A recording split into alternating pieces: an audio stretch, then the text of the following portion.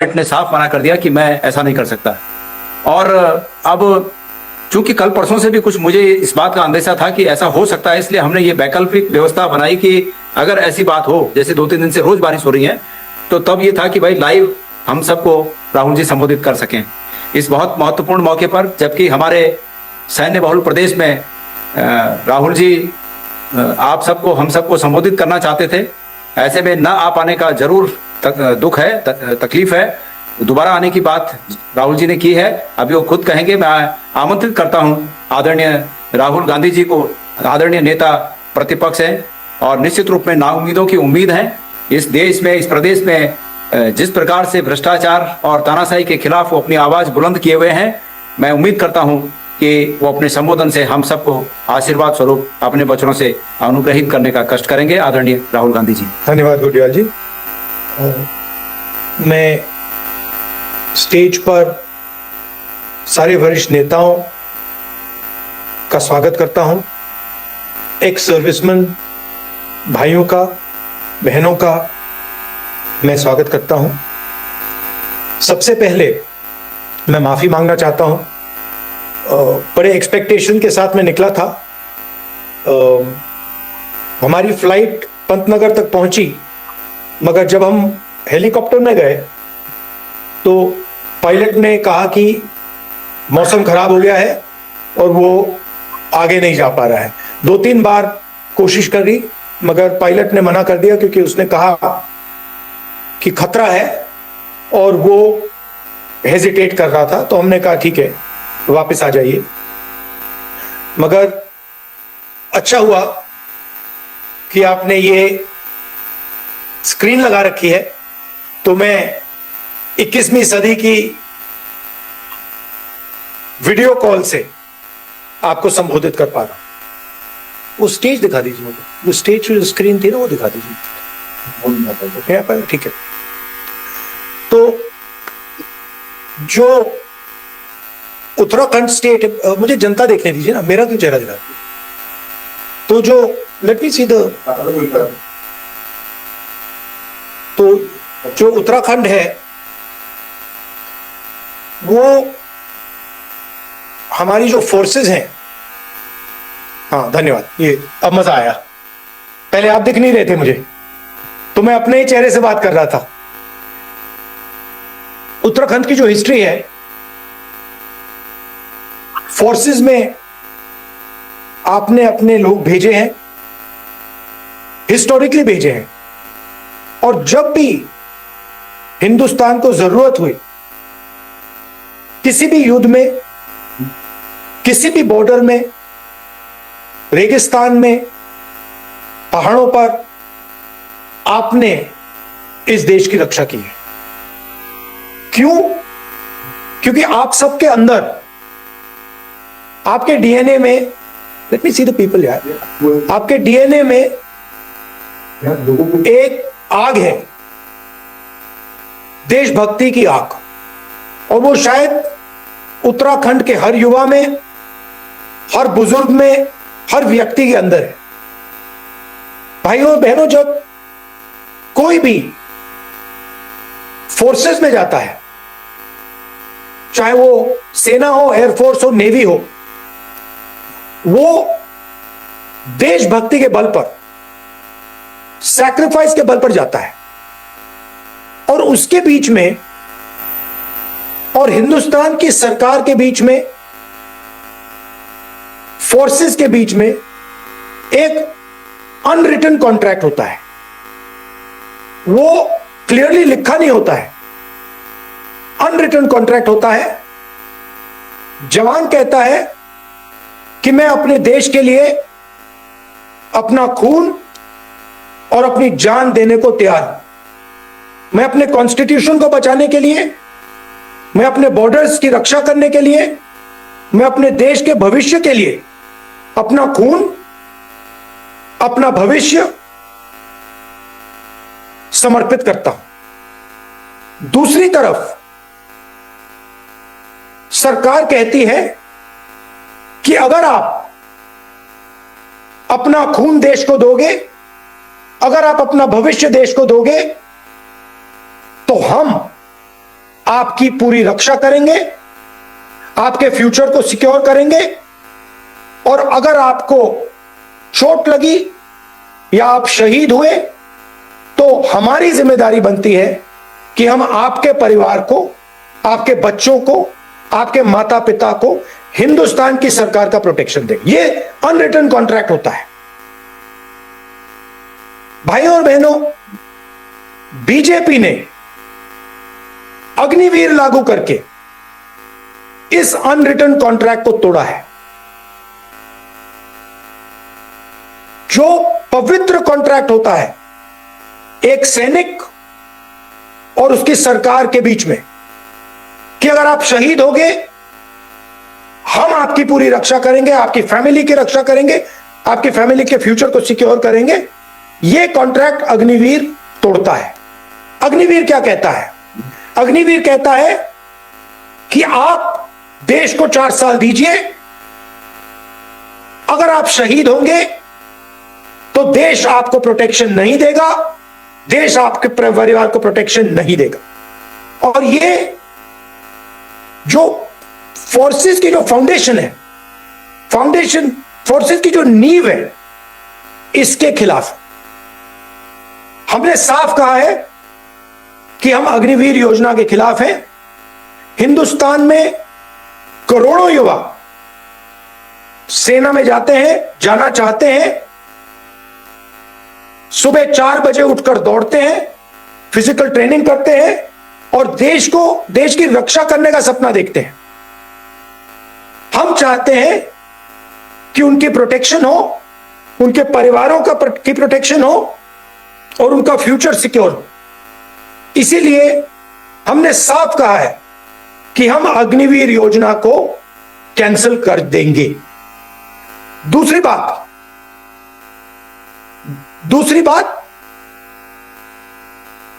अग्निवीर क्यों आया? अग्निवीर का कारण अदानी है। नरेंद्र मोदी जी चाहते हैं कि हिंदुस्तान के फोर्सेस का बजट, हिंदुस्तान का जो डिफेंस बजट है, वो हमारी सेना की जवानों की फ्यूचर के लिए, प्रोटेक्शन के लिए ना जाए और वो सारा का सारा अदानी जैसे बड़े बड़े अरबपतियों के जेब में जाए।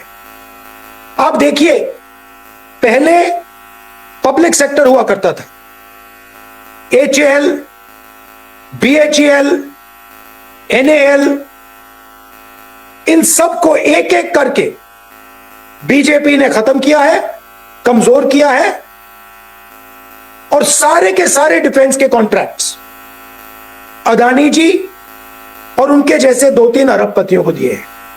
अग्निवीर का यह भी कारण है कि वो चाहते हैं कि बजट का सबसे बड़ा हिस्सा उनके मित्र अदानी जी और देश के सबसे बड़े अरबपतियों को जाए।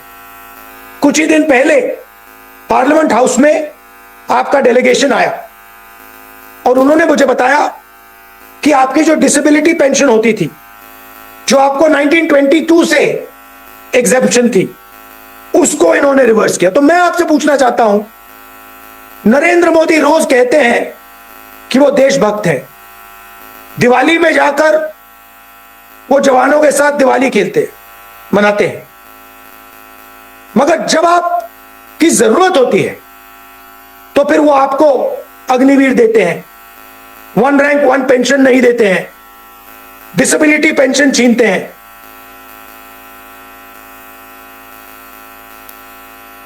हमारे लिए जो सेना का और सरकार का रिश्ता है वो मामूली रिश्ता नहीं है, वो पवित्र रिश्ता है और उस रिश्ते को हम रिस्पेक्ट करते हैं और करते रहेंगे। हम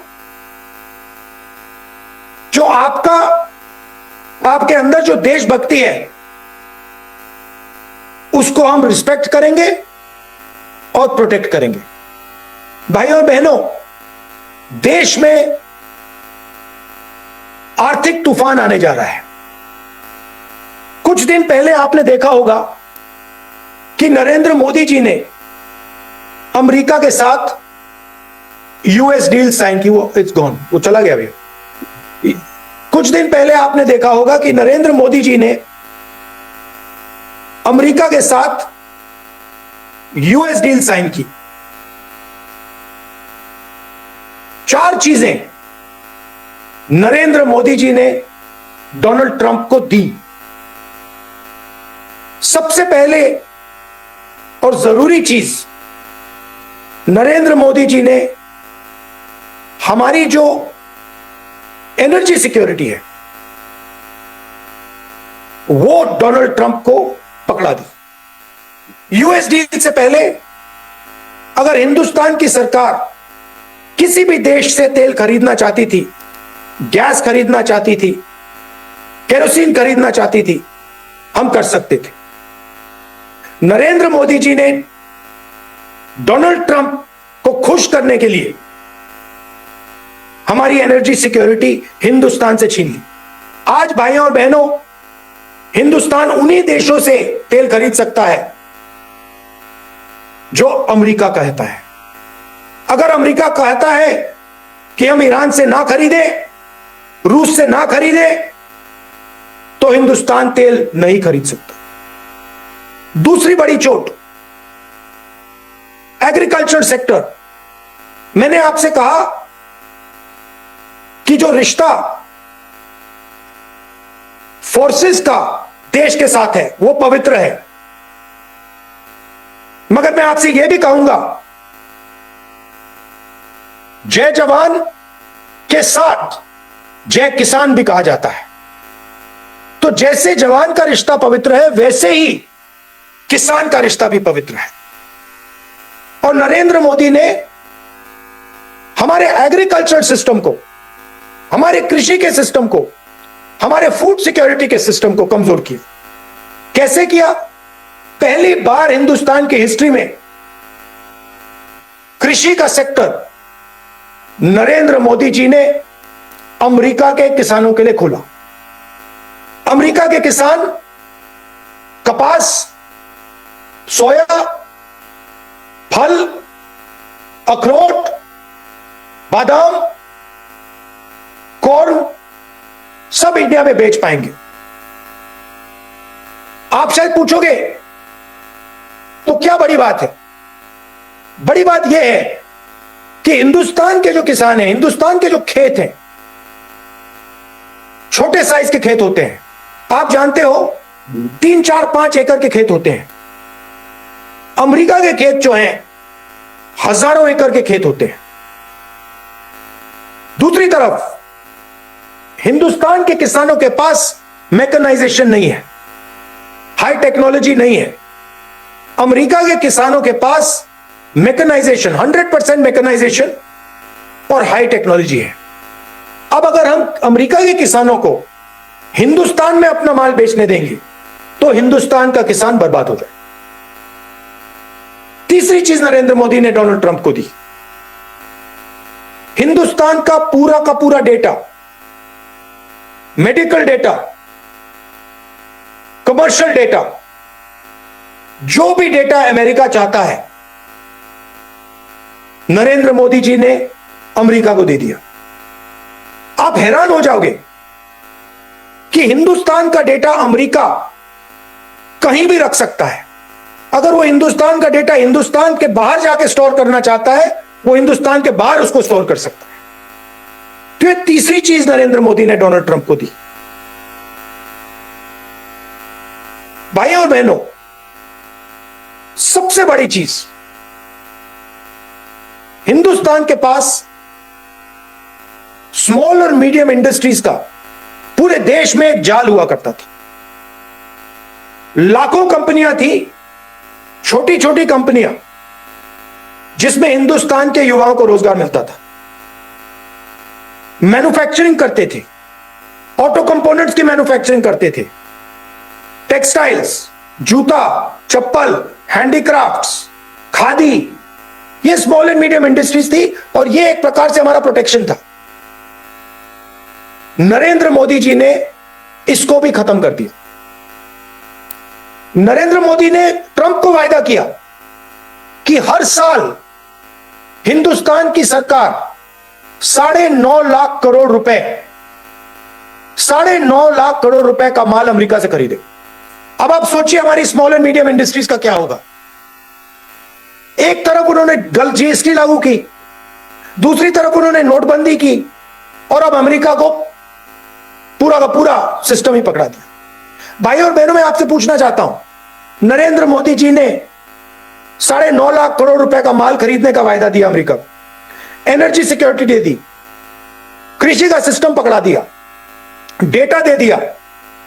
मैं आपसे पूछना चाहता हूं, नरेंद्र मोदी ने हिंदुस्तान के लिए क्या लिया? अमेरिका से क्या लिया उन्होंने? कुछ नहीं लिया। अमेरिका को यह 4 चीजें दी, अमेरिका का टैक्स कम हुआ, हमारा टैक्स बढ़ा, और हमें अमेरिका ने कुछ नहीं दिया। क्यों? क्योंकि नरेंद्र मोदी जी कॉम्प्रोमाइज्ड है। डोनाल्ड ट्रंप खुल के कहता है, पब्लिक में कहता है कि मैं नरेंद्र मोदी के करियर को जब भी खत्म करना चाहता हूं मैं कर सकता हूं। हमारी फौज ऑपरेशन सिंदूर में पाकिस्तान से लड़ी। डोनाल्ड ट्रंप खुल के कहता है,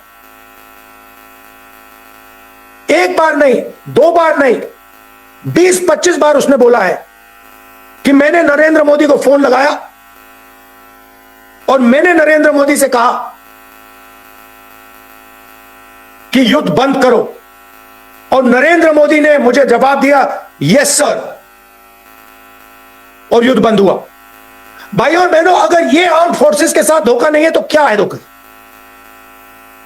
अगर यह एयरफोर्स, आर्मी और नेवी के साथ धोखा नहीं है तो फिर क्या धोखा है? और जैसे ही नरेंद्र मोदी को, जैसे ही आपके चीफ मिनिस्टर को नरेंद्र मोदी कंट्रोल करते हैं रिमोट कंट्रोल से, जैसे बाहर के लोग आज उत्तराखंड को चला रहे हैं, आपके बिजनेसेस छीन रहे हैं, वैसे ही नरेंद्र मोदी जी को डोनाल्ड ट्रंप चला रहा है। और मैं तो आपको खुल के बोल रहा हूं, मैं पार्लियामेंट में उनके साथ खड़ा होता हूं, सामने खड़ा होता हूं, वो आंख में आंख नहीं मिला पाते हैं, क्योंकि वो जानते हैं कि जो मैं बोल रहा हूं वो सत्य है। आपने देखा होगा लोकसभा में डिस्कशन हुआ, मुझे बोलने नहीं दिया गया, उसके बाद नरेंद्र मोदी उठ के लोकसभा से भागे, और 1 घंटे के अंदर, मैं एप्स्टीन की बात करने जा रहा था, मैं अदानी की बात करने जा रहा था, 1 घंटे के अंदर नरेंद्र मोदी जी ने ट्रंप को फोन कॉल लगाया और ट्रंप ने यूएस डील अनाउंस कर दी। उत्तराखंड बड़ा डायनामिक स्टेट है, आपके स्टेट में कोई कमी नहीं है, आपके पास टूरिज्म है, आपके पास रोजगार होना चाहिए, आपकी जो स्मॉल एंड मीडियम इंडस्ट्रीज हैं वो डेवलप होनी चाहिए। मगर हिंदुस्तान में आजकल